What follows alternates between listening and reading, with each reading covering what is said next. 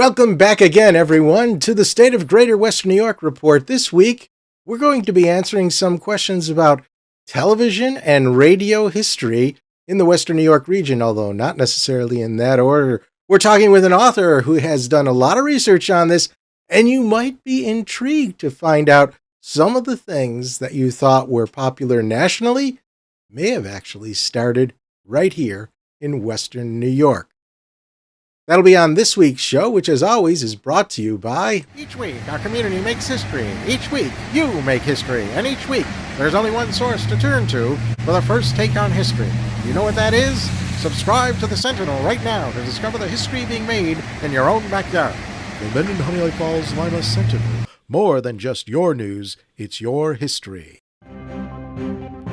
Welcome, everyone, to this edition of the State of Greater Western New York report. Join us each episode as we discuss fantastic topics ranging from history to science to the strange and the wonderful, as well as the treasured spirit with which our region has infused America. We challenge you to consider all things Greater Western New York, from our region's very beginnings to how it inspires, how it empowers, and why it is so admired. Here's the host of the State of Greater Western New York report, Chris Carosa. The State of Greater Western New York report. Join us. Yes, because it was so good the first time that we had to listen to it again. Hey, Rick, thanks for joining us. We've been on a little bit of a hiatus here, so there's always a few kinks that we've got to work out, but we're rolling and we're raring to go, and we really want to know about this history of the media. But first, folks, let me tell you a little bit about Rick. Rick is the author of several books, history books, pertaining to the Western New York region. Everything from profiles of famous people, women, music, industry, influential people, all that sort of stuff he's written about. And what we're going to focus on today is really the media, radio and TV. Rick, tell us a little bit, for those who aren't familiar, tell us a little bit about your background and why you're interested particularly in this subject. Well, I've really been involved in Buffalo music and entertainment since before I was born. You know, my family was involved in Europe before they moved to the United States in both theater and in music. And I've been involved in music since before I was in high school. And I'm the founder of the Buffalo Music Hall of Fame. I ran Buffalo Backstage. It was a popular music magazine in Western New York. And when I retired from the cable company, where I ran the business sales department for 25 years, I said, what am I going to do with myself? So I said, I'm going to write history books. First, I wrote a music book, and then I ended up writing 3 history books, got 2 more on the way. Volume 3 is coming, and also Historic Places of Western New York is going to be another book I'm working on. And really, radio and TV is part of the whole thing. You know, when I was young, my dad had friends that were in radio. I knew people in radio from, almost before television started and everything like that. So we're going to talk about something different today. And this is an important time because, seriously, at this time period, we're on the anniversaries of the beginning of radio and TV in Western New York. I was going to say that we've got a couple of important dates coming up. Oh, yeah. Tell us what those dates are. Okay, well, one of them just passed. In fact, it just passed 2 days ago. The very first television broadcast was on May 14th of 1948. And the very first radio broadcast is coming up in a very short period of time. That's going to be on May 22nd of 1922. That's when WGR radio ended up going on the air. However, there's a little bit of a kink in that. There was actually a station before WGR. That was called WWT. They were granted a license by the Department of Commerce in March of 1922, but they went on the air and off the air, and they went permanently off the air on October 2nd of 1922. So we celebrate the beginning of radio as WGR right here in Buffalo. Now, WGR was the first radio station in upstate New York. And where did it start? Well, there was a company in Buffalo called FTTC. That stands for the Federal Telephone Telegraph Company. And they had a factory on Elmwood Avenue, not far from Hurdle. In fact, not far from where Channel 4 is today. And they manufactured fully assembled radios. Well, there was a problem.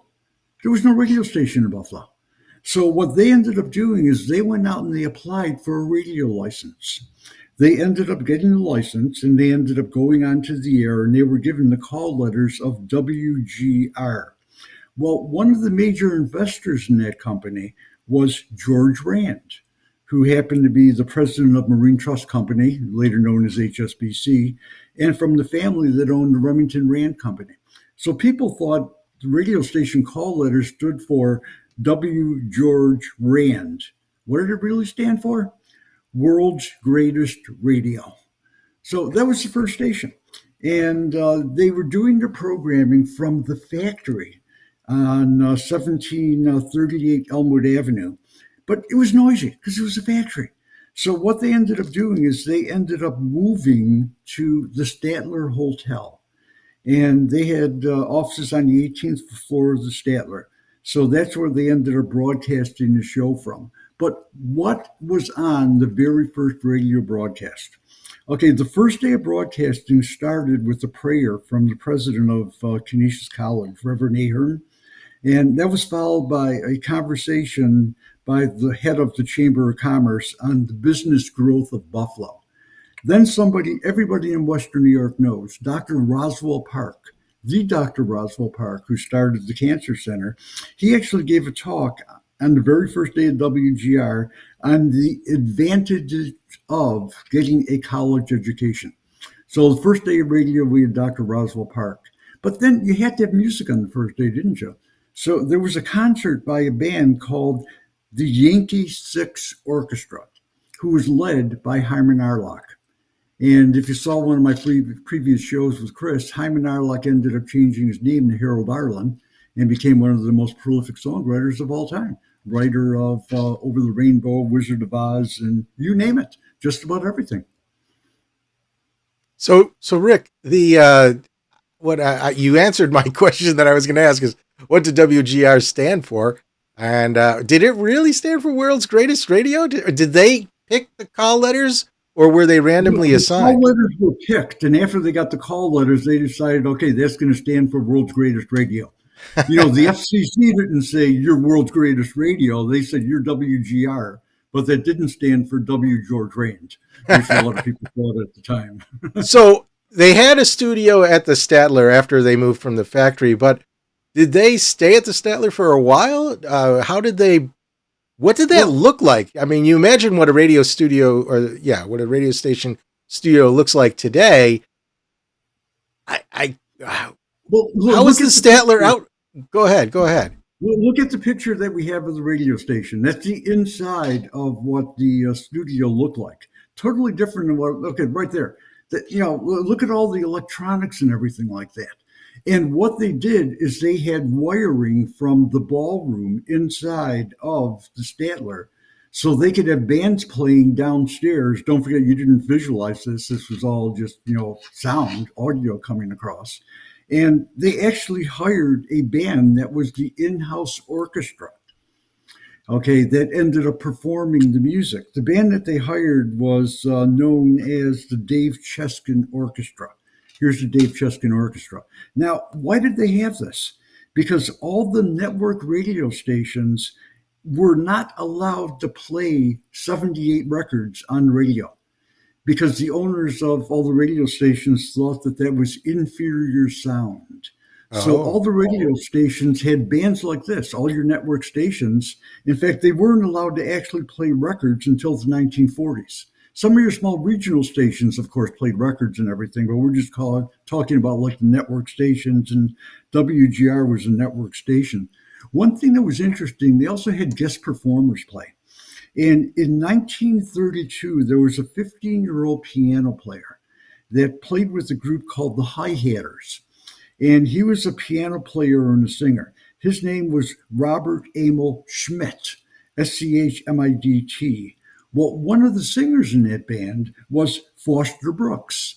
Now, you might know Foster Brooks as the person famous for playing the drunk on the Dean Martin show and a whole bunch of other shows during the late 60s, early 70s. So he was there. But what happened with Robert Emil Schmidt? Well, he became a DJ on WGR and then later on WBEN. He ended up changing his name to Buffalo Bob Smith And what did he start? The Howdy Doody Show. Wow. It was So he got his start in Buffalo. He's changed his He's name. from Buffalo. He's from He Buffalo. actually That's grew right. up in South Buffalo. And we're going to talk about some other famous people a little later on when we go into the second half of the show. But let's continue on this radio bent. So WGR was the first radio. What was the second radio? Okay, the second radio station was WEBR. And WEBR actually went on the air in 1925, and they were in the back room of what was called the Howell Electric Company on the corner of Franklin and Niagara Streets. Franklin and Niagara did come together back then. I actually looked it up last night to make sure about that, before they ended up moving to 23 North Street, where they were for years. Now, what did they say WBEN stood for? They said their slogan was, "We extend Buffalo's regards." But WBEN was different than WGR. They weren't a music station. What WBEN was is, you got to remember, back in these days, there was no TV.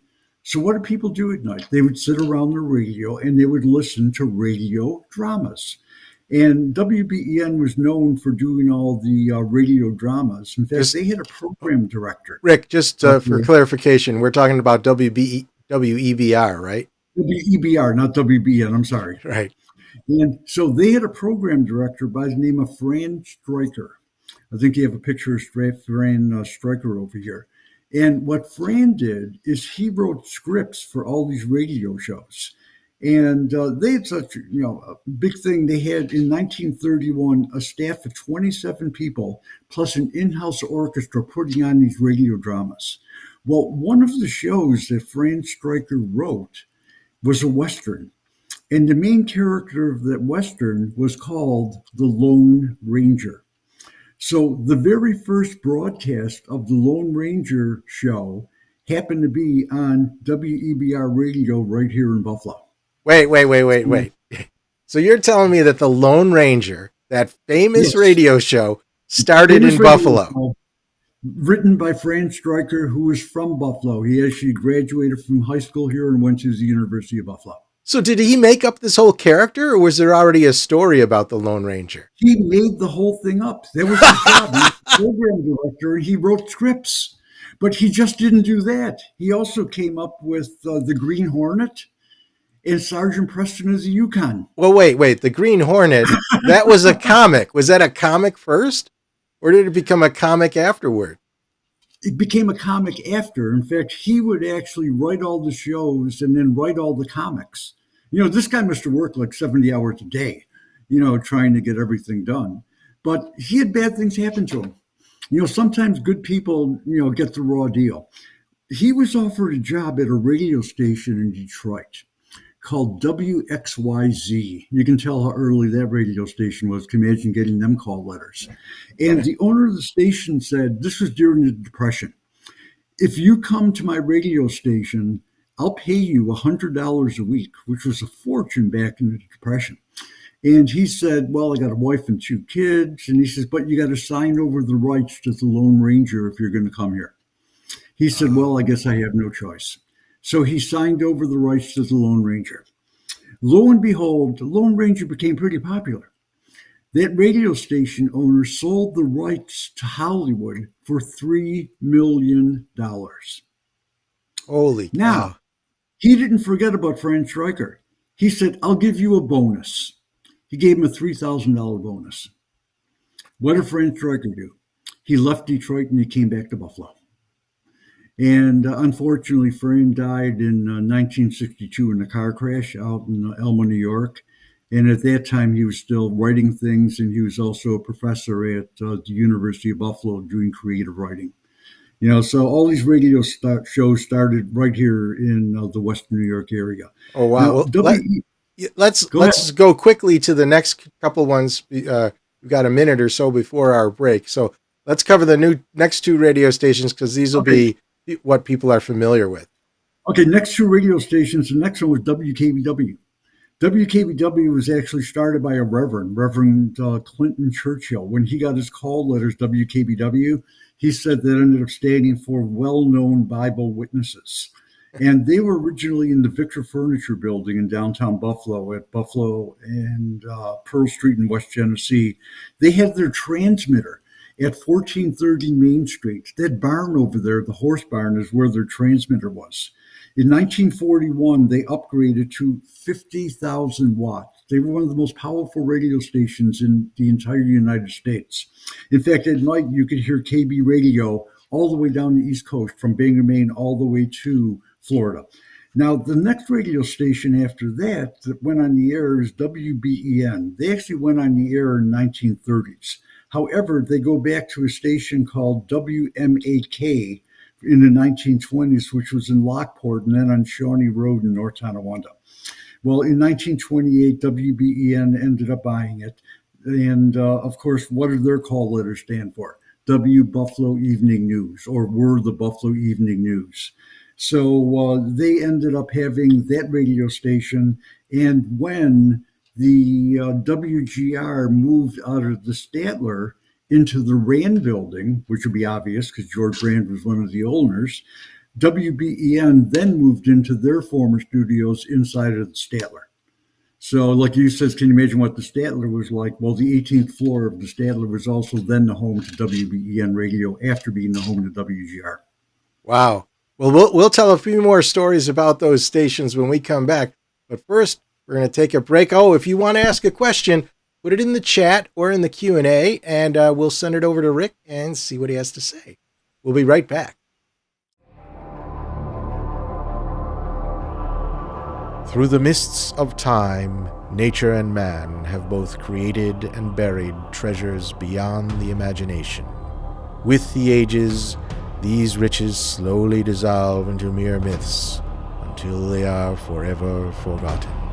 But there are those brave souls who tirelessly cling to the truth, ever seeking to discover the undiscovered, to reveal what has always been there, to uncover the hidden gems of a land thought forsaken but loved by millions.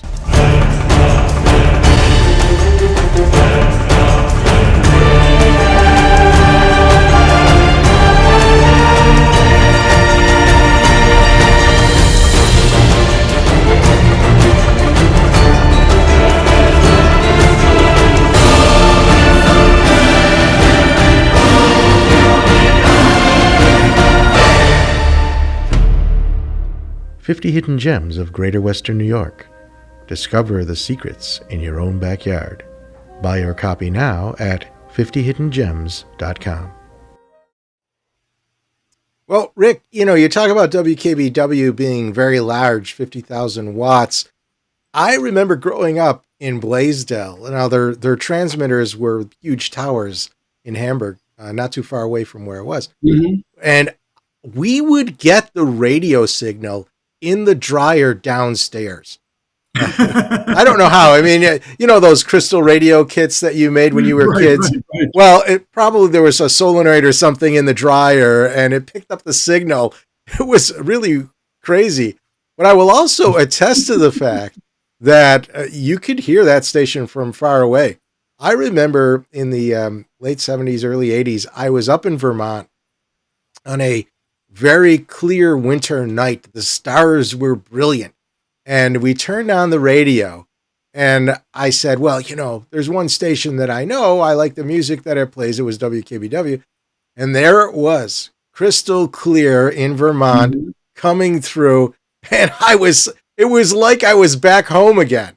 And, so it was really a big deal. I mean, when I moved away from Buffalo to Rochester, I still listened to WKBW, and, I had the privilege, I guess to say, to actually do a show there when they were still on Delaware Avenue right before they left, on a business show. But it was just cool being in those studios and knowing the history that they had.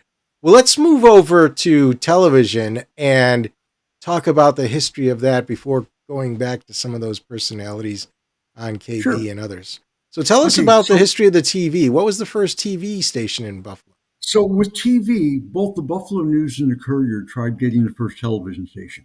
And the Buffalo News was successful in doing it. Of course, they had WBEN radio, so they went over to television.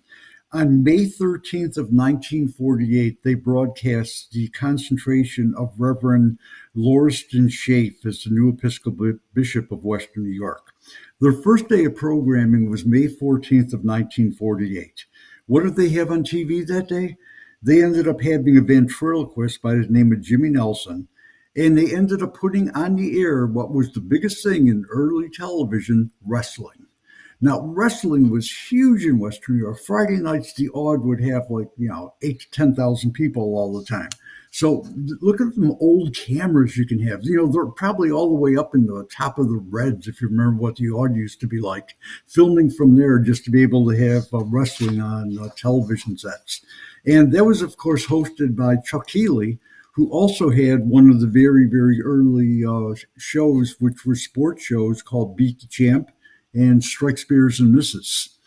And they at Channel 4, since they were the first station, they also did something. They actually premiered the first live detective show on television. Now, this was a show called The Clue. And it was written and directed by Buffalo icon Fred Keller. And actually, a Buffalo News radio TV columnist named Jim Tranton played the private eye Steve Malice. And there was a famous actor that actually made his debut on this show, The Q. He was a Canadian radio announcer by the name of Lauren Green. He had a bit part in one of the very early shows. And of course, who did Lauren Green become? He became Ben Cartwright on Bonanza. That's the first time that he was on TV. But look at this. If you go back to that last slide, look at all the people that are involved in just putting on a show like this. So the first live detective show on television in the entire United States was made right here in Buffalo, New York. Is Lauren Green in this picture somewhere? Lauren Green's not in that picture, but just that he was cast as one of the first thing he ever did on TV was right here in Buffalo. So he was just like a bit player, right? He wasn't a bit player, right? Yeah. He wasn't running Bonanza yet, so I guess we had some time. No, okay. And doing that song, live music was also huge, because you couldn't go to the networks and say, hey, give me the latest whatever show and everything like that, because the networks didn't have that much. This is the only television station in Buffalo. So what they would do is like I said, the radio stations had in-house bands, and the leaders of those bands would put shows on television. You can see a slide coming up over here where you have a guy by the name of Bobby Nicholson, who ended up, he was the leader of the in-house orchestra for WKBW. And there's a picture of his band that he had on a television show on Saturday nights. And it was just a 4-piece show. It was something you could put on really simple. But Bobby Nicholson, of course, got to know Emil Schmidt. And when Emil Schmidt ended up getting the offer to do the Howdy Doody show, Nicholson ended up going with him to be the band leader for the Howdy Doody show in New York City. And afterwards, he actually became the fill-in on The Tonight Show. When Skitch Henderson couldn't do The Tonight Show, the band director happened to be Nicholson, who was from Buffalo, New York. So this was on WKBW TV. No, this was on national TV. Well, I mean, when he started in Buffalo, he was on WKBW TV. He was on WKBW radio, but he was on Remember? Right. Only TV station in Buffalo was WBEN from 1948 until 1954. The second radio station didn't go on the air until August 14th of 1954. And that's when Channel 2 finally went on the air. Now, Channel 2 started out in a former dry cleaning furniture warehouse at 184 Barton Street. That's where all the studios were, until they ended up moving to the studio we all know, which you can see in this photo here at 259 Delaware Avenue. They moved there in 1972. So they were the second station, and it was actually like 5 or 6 years after WBEN went on the air that they finally had any competition. And people were saying, God, this is a very closed market.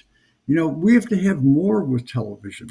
So people started trying UHF, but you couldn't get as many people on UHF because you had to have the special antennas and everything like that. So finally, WKBW radio got a license to also start a television station. Where did they start their television station? They built this building, which is at 1520 Main Street, which goes along with WKBW, which used to be 1520 on your AM dial. Just to the right of this building, in the back of the parking lot, is where the radio station was. So the radio station was on the right, and this was the first television station for Channel 7. And they ended up going on the air on November 30th of 1958. So these were the days when all of us baby boomers were kids, and we were lucky enough to have 3 television stations in Buffalo. And I always remember trying to fool around with the dials, seeing if I could get, a station from Rochester or Toronto or Erie, Pennsylvania, to see if I could see something else on TV. You couldn't go like with cable and have 100 stations at your hands. And what's funny is now we have 24-hour news. When Channel 4 first went on the air and being owned by the Buffalo News, what did the 6 o'clock news consist of? They'd send somebody from the staff over across the street to 200 Main Street, get a copy of the Buffalo News, and the people that were on the air would end up reading the news from the Buffalo Evening News, and that was your 6 o'clock news in Buffalo.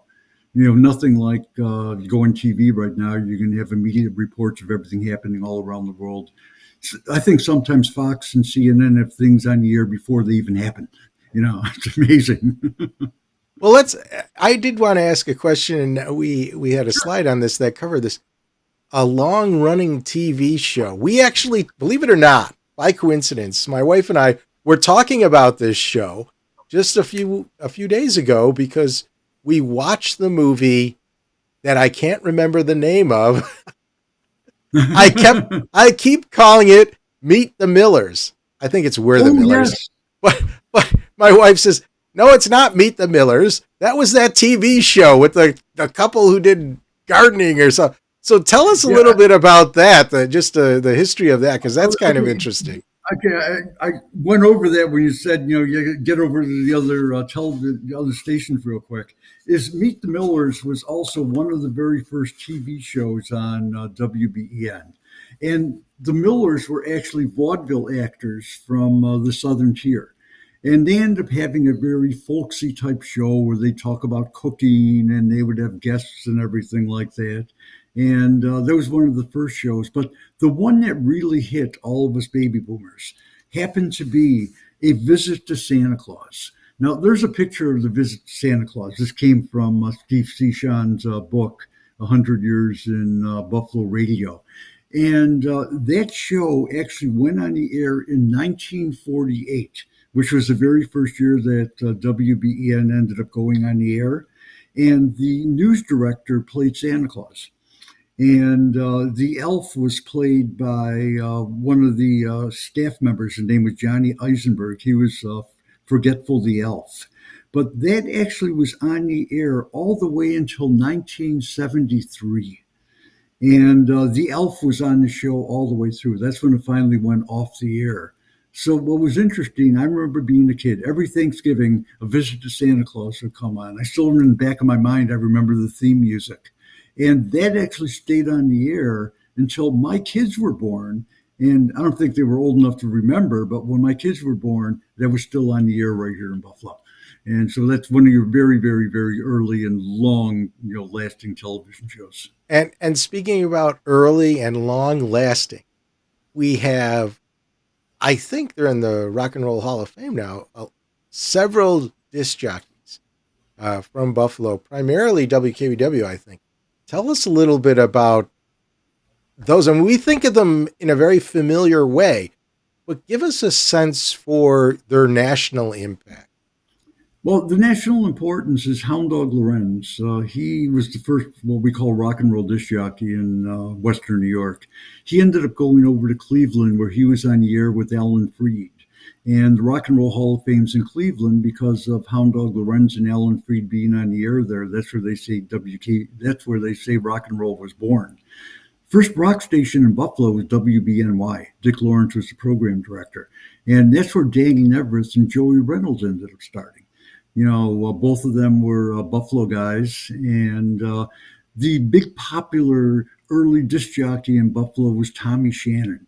If you look Tommy Shannon, the handsome guy, all the disc jockeys used to joke he drove around in his red Corvette convertible and got all the girls, but it was him that had the theme song, if you remember, Tommy Shannon Show, which was recorded as an instrumental called Wild Weekend that became a million-selling song.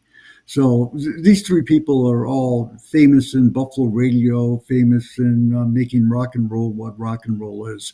But you could say that's a total another podcast in itself. The beginning of rock music in Buffalo and the people that were involved. In fact, Jim Santella, who was one of the pioneers in progressive radio, he just passed away last week, and he was in his 80s. But when radio stations went to, you have to play these certain songs, he was the only one that was allowed to play whatever he wanted. We lost a radio icon when Jim passed away. So rest in peace, Jimmy. I like the idea of doing the show on the radio DJs because I think a lot of people remember them, and I certainly remember that song that I would have sung it if you didn't sing it. So, but I think I'm seeing some feedback on one of the platforms here that they like the idea of doing a show on the DJ. So let's schedule that for the future. I'm going to make you a regular guest, We'll do that one in September. I got my concert series at Tonawanda Gateway Harbor Park starting in June. So my summer's booked. Okay, September's fine. We can do it then. All right. Well, Rick, thanks for being here with us. Thanks, everyone, for listening. And remember, if you want to be a member of the live audience where you can ask questions like people have been doing, go to stateof.greaterwesternnewyork.com. Just register for free, and you will every Thursday morning, you'll get the super secret link that will allow you to watch this program live so that you can ask the guest any question that you want. Of course, it goes through the chat, and then I'll actually have to ask it for you, but you get the idea. So go to there. And by the way, if you want to see past shows, including Rick's shows, go to the site, and it'll give you a choice to see all the archive shows there. Otherwise, if you are watching this or want to watch it on social media platforms, go to our Facebook page, like our Facebook page, subscribe to our YouTube channel, and those platforms will inform you when the shows are rebroadcast every Sunday at 1:30. So that's it for this week, everyone. Thank you very much for being here with us. And with that, we're going to say, hey, Rick, I'll have you close this out, only because it's kind of give us the typical kind of closeout that you might see on say TV or radio. Take it away. Okay, well, goodbye, everybody. This is Rick Falkowski talking to you from the state of Western New York. I hope everybody really enjoyed the show today. We'll see you again next week here, and I will gladly be coming back to talk about early radio rock and roll in Buffalo sometime in the month of September. Have a great summer, everybody. Bye-bye.